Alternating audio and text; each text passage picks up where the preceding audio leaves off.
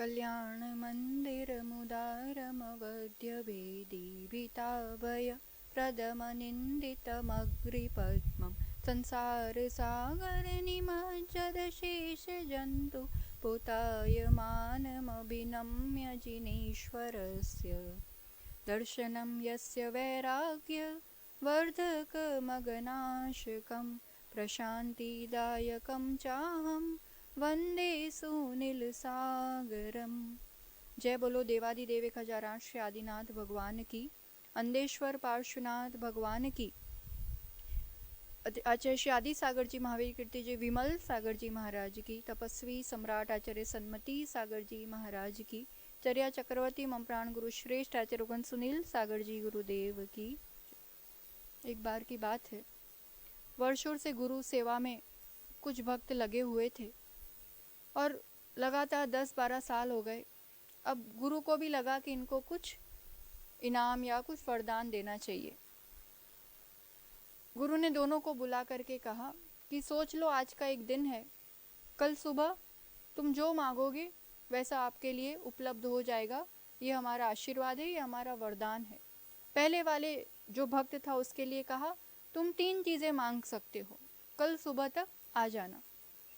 अब वो पूरा दिन सोचता रहा क्या मांगू, कैसे करूँ। फिर पत्नी से कहा, फिर माँ से कहा, फिर अब वो लोग तो कहीं नहीं, हम मांगेंगे हम मांगे, तुम्हें बुद्धि नहीं, तुम क्या करोगे। और तीनों जने पहुँचे वहाँ पर। सबसे पहले माँ का नंबर आया तो माँ ने कह दिया, ये बहू मुझे बहुत परेशान करती है, उसको घड़ी बना दो। जैसा कहा था वैसा हो गया। वो तो बिल्कुल आश्चर्य, भक्त तो समझ ही नहीं पा रहा हो क्या रहा है।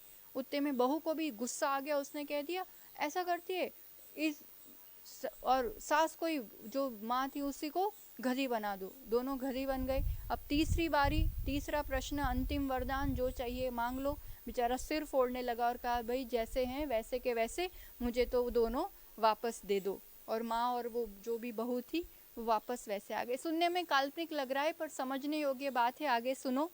दूसरा भक्त आया और उसके लिए अब तो गुरु ने कान पकड़ लिए, 3 वरदान तो मिलेंगे नहीं। उसके लिए तो साफ कह दिया, जो भी है एक चीज तुम मांग सकते हो, एक ही मौका मिलेगा। सामने वाला बहुत सहज था, उसे वैसे कोई इच्छा और आशा भी नहीं थी, पर अब कहा ही है तो मेरे लिए ना सही परिवार का ही दुख दूर हो जाए, उस हिसाब से उसने कह दिया, गुरुदेव कुछ करना चाहते हो, देना चाहते हो तो ऐसा कर दो कि मेरी माँ अपने पोते को सोने के कटोरे में खीर खाता हुआ देखे। गुरु समझ गए, आशीर्वाद फल भी गया, कार्य हो भी गया। एक ही बार में उसने अपने सारे जो भी अभाव थे या दुख थे दूर कर दिए। क्योंकि माँ अंधी थी, घर में बच्चा था नहीं, बहुत साल हो गए थे और गरीबी तो थी। अब जब उसने कह दिया कि माँ अपने पोते को देखे, वो भी सोने के कटोरे में, तो कहने का मतलब सभी तरह के दुख एक बार में मूल जड़ से एक ही मांग में पूरे हो गए। मांगना तो चाहिए ही नहीं, पर मांगना हो भी ना, जब भक्ति करते हैं, सेवा करते हैं।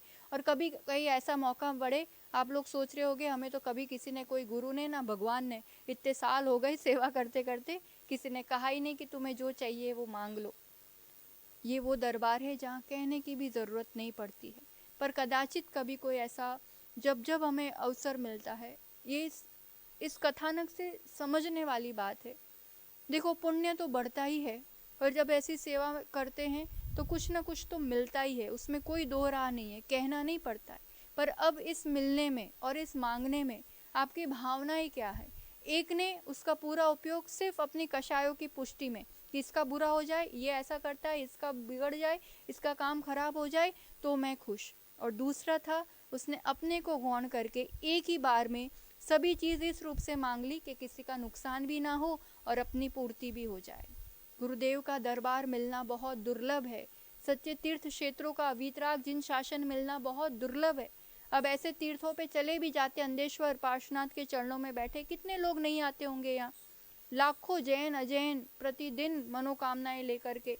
अब ये मनोकामनाएं, ये जो इच्छाएं हैं, कहीं ना कहीं किसी की बुराई तो नहीं चाह रहे, किसी का खराब तो नहीं चाह रहे, ईर्ष्यावश कषायवश मुझे थोड़ा कुछ मिल रहा है ना, और मेरे पास पावर आ जाए, मेरे पास थोड़ा पुण्य आ जाए, तो इससे मैं अपनी कषाय से दूसरे का बुरा नहीं करूं, कभी ये ना चाहो कि इसका वैसा हो जाए, ये तो आना ही नहीं चाहिए मंदिर में, तो ये तो गुरु के पास बिल्कुल दिखना ही नहीं चाहिए, तो ये आता है तो फिर गुरु उसको ही देखते हैं तो इसका तो बर्बाद हो जाए।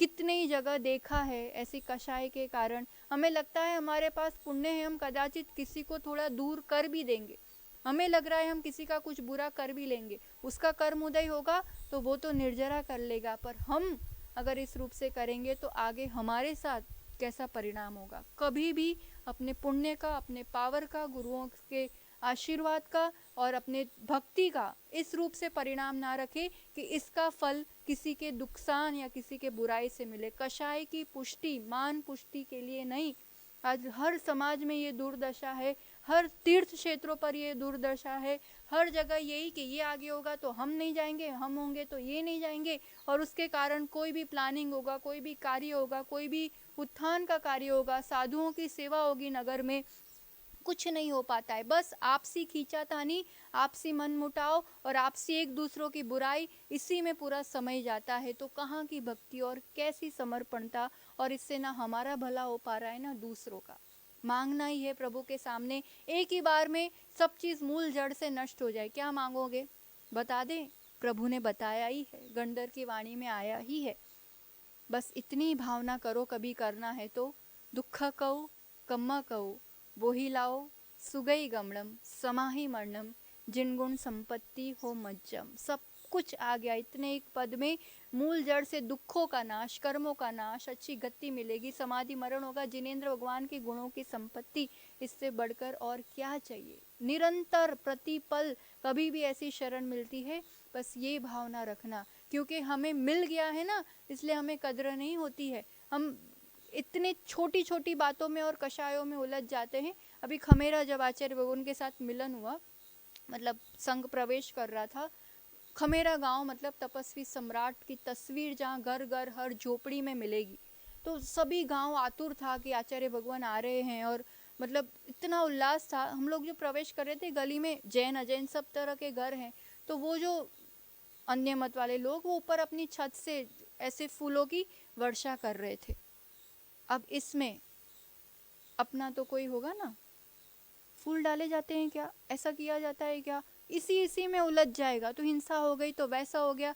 सच बताए उस व्यक्ति ने अपनी निर्दोषता, अपनी विशुद्धि, अपनी भक्ति से खूब पुण्य कमा लिया, अपने वाले इतने में ही उलझ के रह जाएंगे। अब भी का प्रसंग है, आचार्य भगवान का विहार हो रहा था, हमें किसी ने सुनाया कि गांव वालों ने आगे पूरी व्यवस्था कर ली, जब चित्तौड़ से आगे विहार हो रहा था, तो कि इस गांव में अमुक स्थान पर इस जगह रुकेंगे। अब बीच में 1-2 किलोमीटर पहले ही एक ऐसा होटल नहीं कह सकते पर इस टाइप का पूरा एक स्थान था। उस व्यक्ति को पता चला कि कोई दिगंबर गुरु यहाँ इस तरफ आ रहे हैं, उसने अपना पूरा स्थान खाली कर दिया, साफ कर दिया, और चरणों में लोट गया कि नहीं, आप कुछ भी हो जाए हमें हमारी इस जगह को पावन कीजिए, आप रुकिए। उसने हमेशा के लिए होटल में मांसाहार बनाने का, शराबादी बेचने का त्याग कर लिया, अपने जीवन के खूब अच्छे अच्छे नियम ले लिए। आचार्य भगवान को रुक जाना पड़ा और रात्रि विश्राम उन्होंने वहीं किया। समाज की सब व्यवस्थाएं एक तरफ रह गई। ऐसे लोग खूब विशुद्धि से खूब पुण्य कमा लेते हैं, और हमें तो ऐसा लगता है कि अपने यहाँ नगर में तो आते ही रहते हैं साधु, क्या है कोई तो करा लेगा विहार तो हो जाएगा। हमें ये इतनी बड़ी संपदा और इतना बड़ा लाभ और अवसर मिला है, मिल गया है ना, इसलिए कदर नहीं कर पाते। हमारा चिंतन यही चलता रहा कि कहीं ना कहीं, कभी ना कभी, किसी ना किसी पर्याय में हमने भी ऐसे साधुओं को देख करके, प्रभु को देख करके ऐसे भाव किए होंगे कि ओ ये कितने अच्छे हैं और हमें भी ऐसा मिले। कहीं कहीं भाव किए तो हमें मिला है, पर अब जब मिल गया है तो इसे सिर्फ मान पुष्टि और कषाय पुष्टि में इस संपदा को और इस दुर्लभ भक्ति को, इस स्थान को, इस दरबार को नहीं लगाना। इससे निष्कषायता ही धर्म है। धर्म के नाम पर कषाय, धर्म के नाम पर लड़ाई, धर्म के नाम पर अशांति, धर्म के नाम पर बहुत नुकसान हो गया। पंचम काल का दोष है माना, इसलिए ये सब स्थितियां चारों तरफ दिख रही है, पर पंचम काल में ये भी तो कहा है कि सच्चे संत भी होंगे तो सच्चे श्रावक भी होंगे। मोक्ष मार्ग तो जीवंत है ही, हम उसमें अपना नाम लिखाए। धर्म का काम निष्कषायता, धर्म का मतलब निर्मलता, धर्म का मतलब विशुद्धि, धर्म का मतलब दुखों का, कर्मों का मूल जड़ से नाश हो। जब कभी थोड़ा बहुत समय हम 24 घंटे में ऐसे धर्मायतनों में, धर्म की शरण में निकालते हैं, तब सब कुछ भूल करके, सब विकल्पों को छोड़ करके एक ही भावना की वंदे तद्गुण लब्धये, आप जैसा बन पाए, आप जैसा कैसे हम जीवन में कर पाए। जब ये कषाय मंद होती है ना, तभी पाप से बच पाते। इसलिए कल बताया था ना, पापों से बचना और पुण्य बढ़ाना। पर जब ऐसे पुण्य के अवसर आते, उसमें तो पाप से अपने आप को, कषाय से अपने आप को मलिन नहीं करना। अपने जीवन में एक एक व्यक्ति जिम्मेदारी ले लेगा, वो तो ऐसा करता है तो हम क्या करें। जिसको जो करना उसका अपना कर्म, उसे भी भगवान सद्बुद्धि दे, पर एक एक व्यक्ति अपनी जिम्मेदारी ले लेगा। और मुझे तो जो ठीक नहीं लग रहा है, मुझे तो ऐसा अपना जीवन में नहीं करना है। गुरुओं की सेवा, प्रभु की भक्ति, तीर्थों का दर्शन, तीर्थों का विकास, ये सब हम अपने जीवन में कर सके, इसका विकास होना हो, इसके साथ साथ अपनी आत्मा का विकास हो, ऐसी निर्मल भावना हमेशा बना करके रखें। गुरुओं की सेवा के बदले फिर से कह रहे हैं, कषायों की पुष्टि नहीं, सबका भला हो, सबको सुख मिले, सबका अच्छा हो। तुम ये सोचना, इतनी उदारता प्रारंभ तो करो। दूसरों का तो अपने कर्म के हिसाब से होगा, तुम्हारा अपना अच्छा होना, भला होना प्रारंभ हो ही जाएगा। जो कुछ होता है मेरे कर्मों के कारण होता है, दूसरा दोषी नहीं हुआ करता है। मैं अपने कर्म को काट सकूं, कर्मों को सुधार सकूं, इसी मंगल भावना के साथ कल हमने सुना था उस श्वान ने कैसा अपना कल्याण कर लिया है। अभी सामने बैठ करके वो भी सुन रहा है। सबने संग में उसका नाम धर्मपाल रख लिया था, धर्म का पालन करने वाला। वो जीव भव्य जीव, होनहार जीव तो अपना कल्याण कर जाएगा। हम कहीं अपनी पर्याय ना बिगाड़ दे, हम आत्मोन्नति करते हुए हम सबका मोक्ष मार्ग प्रशस्त हो। इसी मंगल भावना के साथ जय बोलो अंदेश्वर पार्श्वनाथ भगवान की।